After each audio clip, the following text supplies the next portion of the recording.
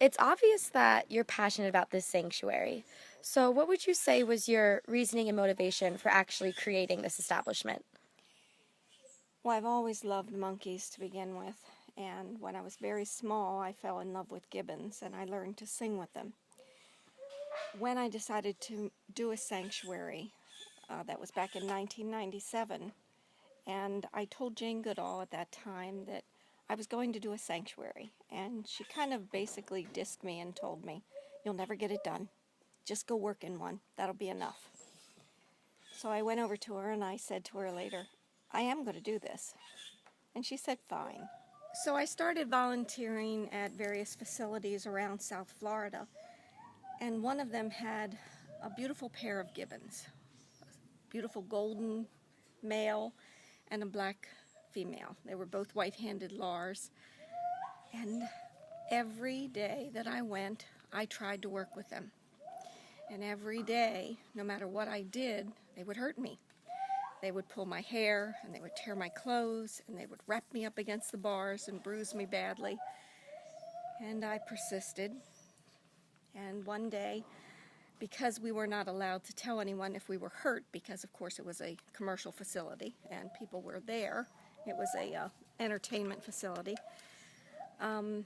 after she had wrapped me particularly hard up against the bars by my hair, and I had bar marks on my face, I'm walking away rubbing my head, and there was this little man standing there with his arms crossed, and he said, "Did she hurt you?"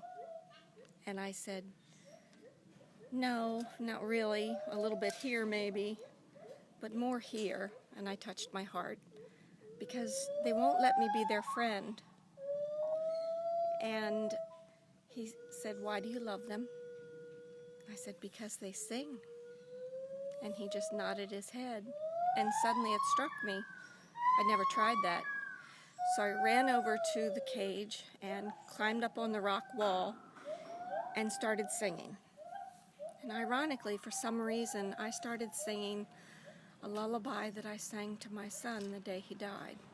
I never thought I'd sing that again, but I sang it that day. And she came flying across there, and I'm ready to get knocked flat onto the ground, as usual. And instead, she reached out with one finger, and she took a tear off my cheek, and she licked it. And she very carefully brought her arm around my shoulder, and she pulled me to her, and she started crooning with me. And as I sang, she was going, "Ooh." And we bonded. And I sang with her every day after that. And as I became more familiar with her, I realized that she hated being in front of the public. She hated being an entertainment piece for people. And I swore that I would create a sanctuary to save her from this. Unfortunately, we didn't get it done in time, and they did sell her before we could get her. And when they sold her, she went to a breeder in Homestead. And he left her outside during Hurricane Wilma, and an oak tree fell and crushed her cage, and she was killed. So Abby never got to come and live in this sanctuary. And I cry for her every day.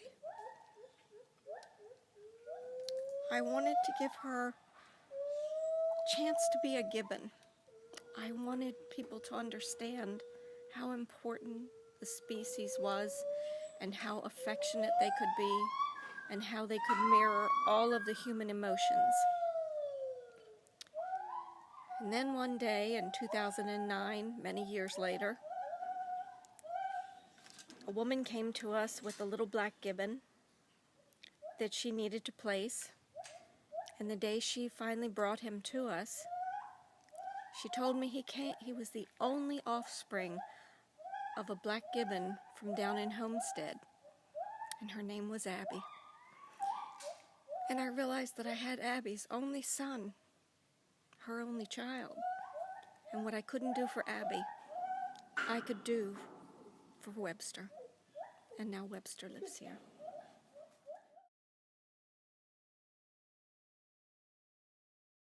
Illegal animal trafficking has been an issue for generations.